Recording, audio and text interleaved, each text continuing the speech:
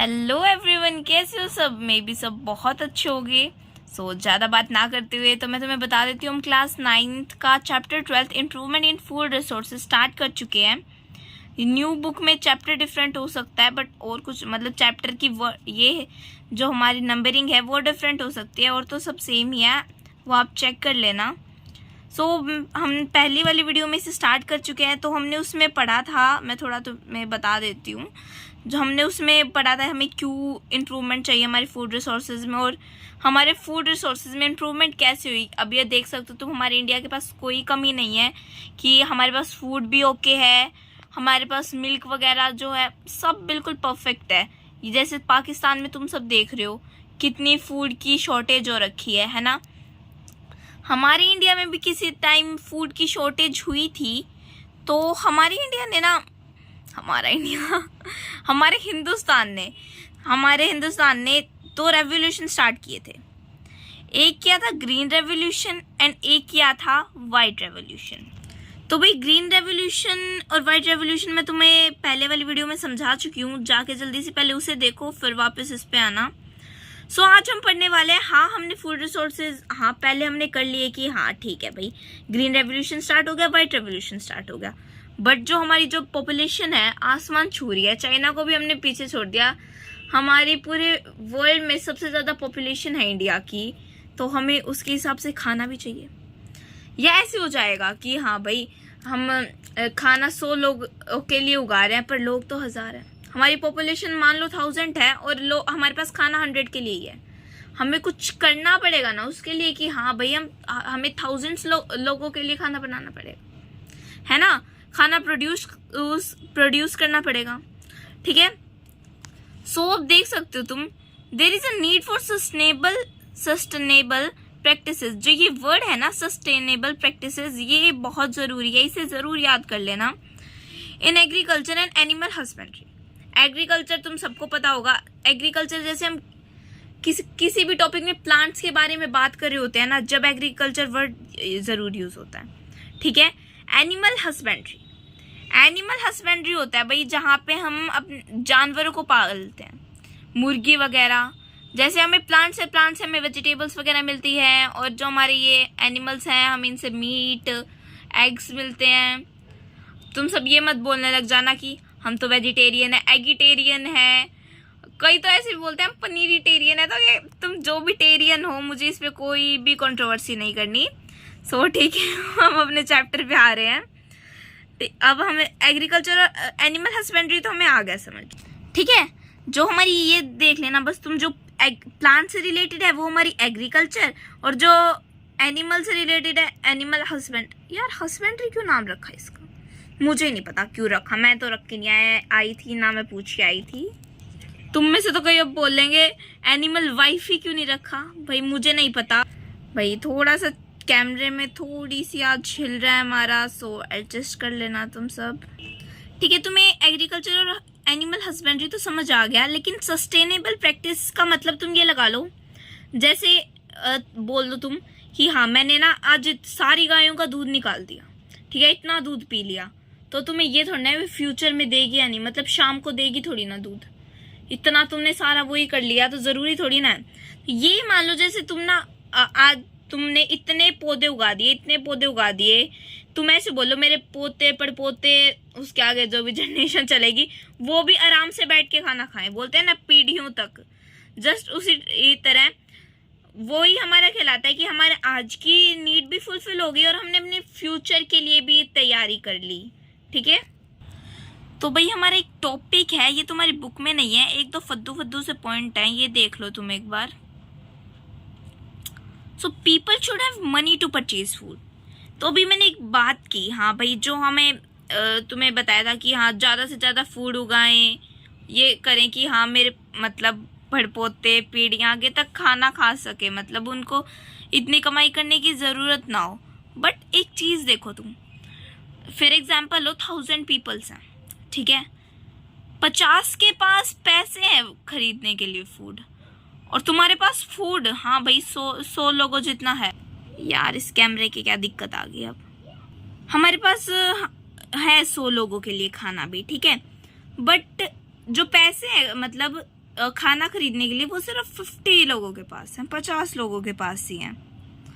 तो जो हमारा खाना है वो वेस्ट ही होगा।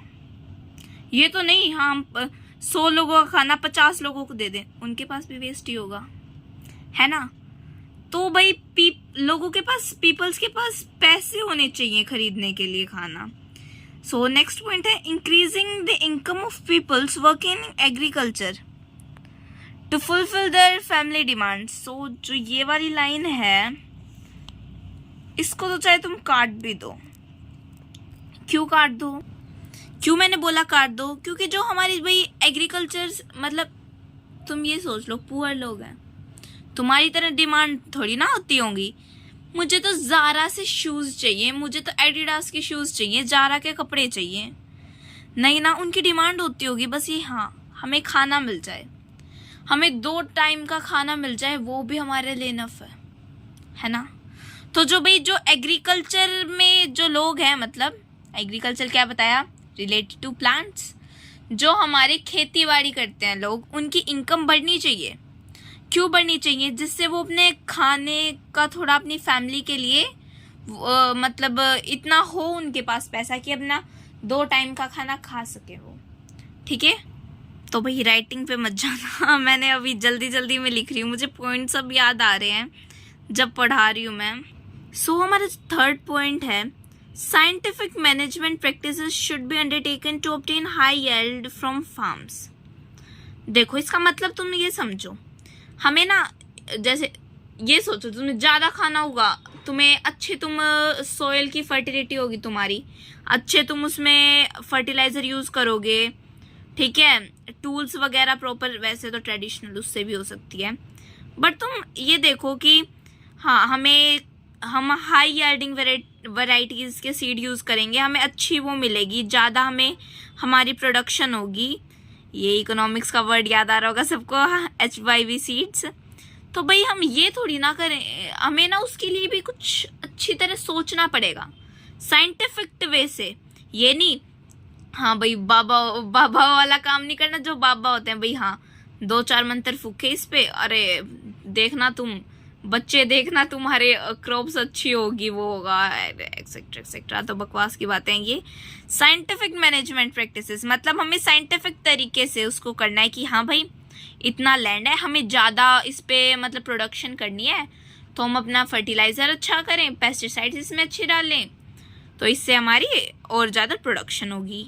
और जो मैंने तुम्हें भी सारे पॉइंट्स बताए हैं ना, इनको फॉर द सस्टेन लाइवहुड हमें ना इंटरमिक्सिंग या मिक्स्ड फार्मिंग बोलो तुम करनी पड़ेगी। उसमें हमारे जैसे इंटरक्रॉपिंग, इंटीग्रेटिव फार्मिंग प्रैक्टिसेस, और जैसे एग्जांपल ले लो तुम कंबाइन एग्रीकल्चर, पोल्ट्री और बी कीपिंग समझते हो, मधुमक्खी को रखना। जैसे तो हाँ तुमने देखे होंगे, तुम जैसे कहीं जा रहे हो तुम, तो उधर थोड़ा जंगल जैसा रास्ता नहीं आ जाता भाई, मुझे नहीं, मैं तुम्हें जो मैंने देखा है वो ही बता रही हूँ। तुम प्रैक्टिकली इसको मतलब अपनी लाइफ से जोड़ के देखना, समझ आएगा। तुमने देखे होंगे डब्बे से रखे होते हैं, हम सोच रहे होंगे हाँ देखे तो हैं, हाँ मुझे भी नहीं पहले पता था, मैंने भी अपने पेरेंट्स से डिस्कस किया, उन्होंने बताया हाँ ये वो होते हैं, यहाँ इसके अंदर मधुमक्खी रखते हैं।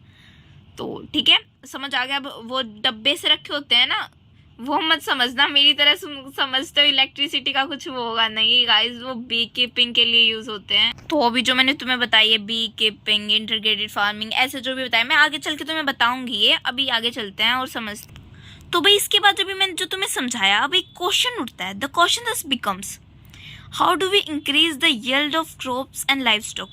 सो यील्ड का बेसिक जो तुम मीनिंग ले लो, इसका यील्ड का आउटपुट होता है भाई, आउटपुट, ठीक है। तो हम आउटपुट हमारा कैसे, कंप्यूटर वाला आउटपुट सोच रहे होगे, हाँ वो ही लगा लो। तुम बोलते हैं ना कंप्यूटर में, हाँ मैंने ये लिखा, कंप्यूटर ने मुझे इसका सोल्व करके दिया, ठीक है। मतलब इसको एक हमारा आता है ना ओपन ऑफिस कैल्सी कुछ ऐसा ही, उस पर हमारे वो होता है मैथ्स का सम वगैरह सोल्व, अरे मुझे नहीं पता अब कंप्यूटर कहाँ से आ गई, ठीक है। वही वाला आउटपुट तुम सब समझते हो कि हमें ज़्यादा मतलब आउटपुट कैसे मिले।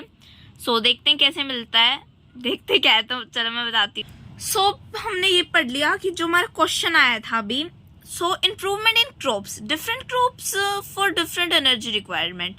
हमें ना अलग अलग खाना चाहिए होता है कि हमें मतलब एनर्जी अलग अलग प्रोटीन्स वगैरह किससे मिलता है। हम ये तो नहीं हाँ रोज रोज रोज रोज रोज रोज रोज रोज दाल खाते हैं, नहीं ना। कई बोल रहे होंगे मम्मी रोज घिया बना देती है, हाँ मेरी मम्मी भी ऐसे ही बनाती है, चिंता मत करो। बट ये नहीं ना कि तुम सुबह भी घिया खाई शाम को भी घिया खाई अगले दिन भी, ऐसे तो नहीं होता ना ये तो। बट हमें वो क्यों नहीं होता, और डॉक्टर ऐसे बोलते हैं ना, हाँ तुम्हें जैसे कोई बीमारी हुई है, डॉक्टर बोलते हैं हाँ तुम्हें ये हुआ है, जैसे टाइफाइड, टाइफाइड में मान लो क्या बोलते हैं टाइफाइड में, नहीं तुम्हें ज्यादातर बोलते हैं ना नारियल पानी पीना, तुम्हें कोई बीमारी होती है नारियल पानी बोलते हैं, बहुत सजेस्ट करते हैं डॉक्टर्स। तो क्यों करते हैं, उसमें मतलब हमारी कौन सी एनर्जी होती है, मतलब एनर्जी क्या मतलब हमें उससे क्या मिलता है, ठीक है। सो हमें बहुत सारी चीज़ों से तुम्हें बताऊंगी, अभी मैंने यहाँ जस्ट नाम लिखे हैं, carbohydrates, protein, vitamin and minerals, fats and fodder. Fodder computer वाला फूडर नहीं है, फूडर हेडर फूडर कुछ आता है ऐसा ही, ठीक है। सो जो कार्बोहाइड्रेट्स वगैरह मैं बताती हूँ तुम्हें, अभी किस चीज़ में कार्बोहाइड्रेट्स होते हैं, प्रोटीन्स, फैट्स तो सबको पता ही होगा, फैट्स तो मैं 101% गारंटी दे रही हूँ तुम सबको पता होगा, सारे दिन जो तुम जंक फूड खाते हो ना। सो बेसिकली जो हमारी बॉडी है ना उसके अंदर हमें सबसे ज़्यादा नीड्स होती है कार्बोहाइड्रेट्स की, किसकी, कार्बोहाइड्रेट्स की, फैट्स की, इन दोनों चीज़ की तो बहुत थोड़ी बहुत, प्रोटीन्स की भी, ठीक है। इन चीज़ों की तो हमें बहुत नीड होती है, जैसे कि जो भी मैंने तुम्हें बताया कार्बोहाइड्रेट्स, प्रोटीन और फैट्स बहुत ज़रूरी होते हैं, विटामिन मिनरल्स भी बहुत ज़रूरी होते हैं। जैसे अभी मैं तुम्हारे साथ बोल रही हूँ ना, ये मजाक कर रही हूँ, बकवास कर रही हूँ, और इसमें ही तुम्हें पढ़ा भी रही हूँ, तो जो मेरी एनर्जी लग रही है, तो तुम्हें ये देखो मैं खाना प्रॉपर खाया मैंने, ये हो सकता है यार, होता है तो पिज्जा बर्गर भी खा के आओ, जब भी तुम बोलती तो मैं ढंग से ही, चलो छोड़ो इसको छोड़ो। सबकी बॉडी ना अलग अलग तरह की हो रही है, अब तुम ये बोलोगे अलग अलग तरह की, वो अलग अलग तरह की नहीं, हाँ डोले शोले, कोई पतला सुखी हड्डी ककड़ी है ना, ऐसे बोलते हो तुम सब, वो वाली बात नहीं करी मैं, ये कर रही हूँ कोई देखो एक मान लो एक इंसान है, वो जिम भी नहीं जाता फिर भी बिल्कुल हेल्दी है, फिट है, और एक रोज जिम भी जाता है फिर भी, हाँ भाई एक हफ्ते पहले बीमार हुआ था आज फिर बीमार हो रखा है वो। जस्ट सबकी बॉडी में अलग अलग तरह की वो होते हैं, वो किसकी वजह से होते हैं, फॉर फूड, किस तरह का वो खाना खा रहे हैं, ठीक है। अब थोड़ा थोड़ा में भी तुम्हें चैप्टर में इंटरेस्ट आने लग गया होगा, वैसे तो तुम मेरे साथ पढ़ते हो तुम्हें आना ही चाहिए यार। सो जो हमारी क्रॉप्स होती हैं, हाँ, अलग अलग तरह की क्रॉप्स होती हैं, सबको पता होगा। हाँ अब सोच रहे हो कि हंस क्यों रही हूँ मैं, पता नहीं क्यों हंस रही हूँ, मुझे ही नहीं पता। सो चलिए, अब डिफरेंट तरह की क्रॉप्स होती हैं और वो अलग अलग क्लाइमेटिक कंडीशंस के लिए होती हैं, जैसे कई विंटर में उगती हैं, समर में उगती हैं, कोई रेनी सीजन्स में भी उगती हैं। बट तुम ऐसा तो नहीं है तुम जाओगे क्रॉप अंकल बोलोगे हमें ना, तुम आप एक टहनी में से अभी आधा किलो चावल देते थे, अब 1 किलो दे दो, ठीक है, ऐसे बोलोगे तो वो भी तो क्रॉप अंकल बोलेंगे। ये तो पूछोगे क्रॉप अंकल को क्या चाहिए तुम्हें, तुम एक टहनी में से पहले हमें आधा किलो देते थे चावल, अब 1 किलो दे दोगे, तुम्हें भी तो कोई रिक्वायरमेंट होगी, ठीक है। तो वो उनकी कंडीशन सीजन्स के ऊपर डिपेंड करती है, जाके बोलने मत लग जाना ऐसे कोई पागल और समझेगा तुम्हें। चलो अब ये बकवास छोड़ते हुए, अब एक और हमारा वर्ड आता है इसमें, भाई वर्ड आता है हमारा फोटो पीरियड्स। फोटो पीरियड्स क्या होता है, फोटो मत समझ नाम तुम यार, अलग अलग वो आ रही है जिसके सब अलग अलग डबल मीनिंग है। फोटो वो मोबाइल में खींचते हो वो मत समझना। फोटो पीरियड भाई सनलाइट, हाँ देखो यहाँ लिखा भी हुआ है, photoperiod are related to duration of sunlight. हमें भाई सनलाइट प्रॉपर चाहिए, ये जैसे ये मान लो तुम्हें एक प्लांट है, उसकी जो रूट्स हैं उस तक सनलाइट जा रही है, तो हवा लगी तुमने उसे ना, मतलब ये मान लो उसकी रूट को उखाड़ दिया और उस पर सनलाइट भी जा रही है, एयर भी जा रही है, तो वो देखोगे तुम वो वाइट होने लग जाएंगी, खराब हो जाएंगी, डेड हो जाएंगी, ठीक है। और जो हमारे प्लांट्स होते हैं ना, तुम ये इसकी डेफिनेशन तुम्हें लिखनी हो तो ये लिख सकते हो, photo periods is used for plants growth and completion of their life cycle। उनकी लाइफ साइकिल को कंप्लीट करने के लिए हमें सनलाइट तो चाहिए भाई, ठीक है, ये लिख सकते हो। जैसे कि हमने पहले भी पढ़ा हुआ है भाई, 2 सीजन्स होते हैं, रेनी और विंटर। अब बोलोगे समर कहाँ गया, समर चल रहा है, ठीक है। तो अब ये देखना कि भाई हाँ, हमारा रेनी होता है, रेनी में हमारी उगती है भाई खरीफ क्रॉप्स, खरफी बोलते हो तुम, खरीफ क्रॉप्स, और विंटर में उगती हैं रबी क्रॉप्स, ठीक है। अब देखो भाई, खरीफ क्रॉप्स रेनी सीजन में उगती हैं भाई, कब उगती हैं खरीफ क्रॉप्स? जून टू अक्टूबर, ठीक है। जून से लेकर अक्टूबर तक हमारी खरीफ क्रॉप्स होती हैं। और कौन सी होती हैं? पैडी, सोयाबीन, मेज, कॉटन, ग्रीन ग्राम और एक ब्लैक ग्राम भी होता है, वो उगता है, और भी बहुत सारी होती हैं। इस पे तुम ज्यादा डिस्कशन करने की में भी नीड नहीं है, क्योंकि भाई तुम्हें पता है, तुमने पहले भी ये पढ़ा हुआ है। रबी हमारी विंटर में उगती है, नवंबर टू अप्रैल तक, क्योंकि देखो वो अक्टूबर तक उगती है, और ये भाई हमारी फिर आ जाता है हमारी विंटर, नवंबर टू अप्रैल तक हमारे भाई वीट, ग्राम, पीस, मस्टर्ड, लीन सीड्स उगते हैं। ब्लर हुआ था क्या बीच में? तुम जरा कमेंट में जरूर बताना कि ब्लर हुई थी क्या वीडियो। चलो कंटिन्यू करते हैं हम। नवंबर टू अप्रैल तक बता दिया कि ये उगती है, कौन सी? रबी। वीट, ग्राम, पीस, मस्टर्ड, लीन्स, मस्टर्ड का मतलब सरसों होता है, बोलते हैं ना मस्टर्ड ऑयल, है ना, सरसों का तेल, ठीक है। नेक्स्ट हम बात करेंगे, सो ये देखो एक न्यूज है, पहले ये पढ़ते हैं फिर उसके बाद देखते हैं। In India there has been a 4 time increase in the production of food grains from 1952 to 2010 with only 25% increase in the cultivable areas, land areas। मतलब इंडिया में ना 4 टाइम, मतलब 4 टाइम्स इंक्रीज हो गया क्या प्रोडक्शन ऑफ ग्रेन्स। कब से? 1952, 1900 पता नहीं क्या होता है टू 2010, ठीक है। ओनली कितनी परसेंट हुई है? 25% हुई है इंक्रीज, ठीक है, ठीक है, क्यों बोल रही हूँ मैं इतना आज। कल्टिवेबल एरिया में जो हमारी इंक्रीज हुई है ना प्रोडक्शन, वो 25% हुई है। तो अभी मैंने तुम्हें क्या, मेरा मोटिव था ये न्यूज मतलब ये बताने का, तुम्हारी बुक में ही है, एनसीईआरटी की बुक में पढ़ लेना।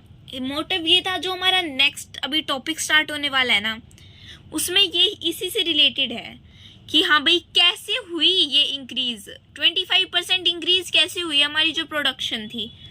ये क्वेश्चन लिख सकते हो आप, how has this increased in production been achieved. So कैसे हुई?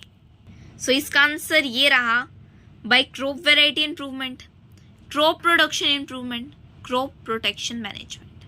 क्रॉप की वैरायटी इंप्रूव करने से जो प्रोडक्शन है उसमें इंप्रूवमेंट आई कैसे, और जो क्रॉप प्रोटेक्शन मैनेजमेंट है मतलब हमने अपने क्रॉप्स को किन किन चीज़ों से प्रोटेक्ट किया।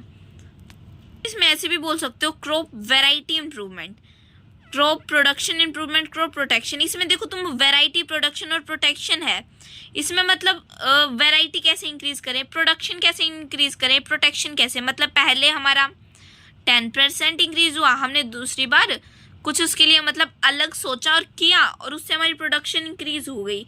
तो हम उसमें हमारी प्रोडक्शन कितनी इंक्रीज हुई, जैसे भी हमने न्यूज़ में पढ़ा 25 इंक्रीज हुई। तो हमने क्या किया, लैंड तो नहीं बढ़ा दिया, उसी पे हमने स्टार्ट किया ना, थोड़ा अलग मेथड से हमने अपनी क्रॉपिंग की, प्रोडक्शन की, ठीक है, यही बेसिक है। सो सबसे पहले क्रॉप वैरायटी इंप्रूवमेंट की बात करते हैं। अब जल्दी जल्दी पढ़ेंगे भाई, क्योंकि वीडियो ज़्यादा लंबी हो गई है, 18 मिनट्स की हो गई है। सो इसमें हमें चाहिए होते हैं, तुम बुक में से वैसे तुम्हें लाइन पढ़ना ही है, बट मैं थोड़े थोड़े मेरे नोट्स के अकॉर्डिंग भी बता देती हूँ। सो क्रॉप वैरायटी इंप्रूवमेंट, तो सबसे पहले हमें बेसिक पॉइंट है disease resistance, product quality, response to fertilisers, ठीक है, high yield, tolerant to unfavourable conditions. इन सब के जो मैंने तुम्हें बताए हैं, तो तुम सोच रहे हो कौन सी चिड़िया के नाम बता दिया, कोई चिड़िया के नाम नहीं है ये। देखो डिसीज रेसिस्टेंस का मतलब हम अलग अलग बीमारियों से कैसे बचाएं, प्रोडक्ट की क्वालिटी इंक्रीज करने से हमारी इसमें क्रॉप की वैरायटी में इंप्रूवमेंट होगी। रिस्पॉन्स टू फर्टिलाइजर का मतलब जैसे हमारी सॉइल है, सॉइल भी अलग अलग तरह की होती है। तुमने ना एक फर्टिलाइजर डाल दिया और वो तुम्हारी सॉइल को सूट नहीं किया, वो रिस्पॉन्स नहीं कर रहा फर्टिलाइजर, तुम्हारी सॉइल रिस्पॉन्स नहीं करेगी तो वो फर्टिलाइजर कैसे रिस्पॉन्स करेगी? यस आई एम राइट ना? तो बस वही है ये। ऑल हाई यील्ड तो तुम समझते ही हो, ठीक है। और जो है हम इसके बारे में नेक्स्ट क्लास में पढ़ेंगे। सो क्योंकि वीडियो ज़्यादा लंबी हो गई है, तो आज की क्लास में मज़ा आया हो तो जल्दी से लाइक करो, चैनल को सब्सक्राइब करो। सो नेक्स्ट क्लास में मिलते हैं, जब तक के लिए bye, tata, see you and have a wonderful day.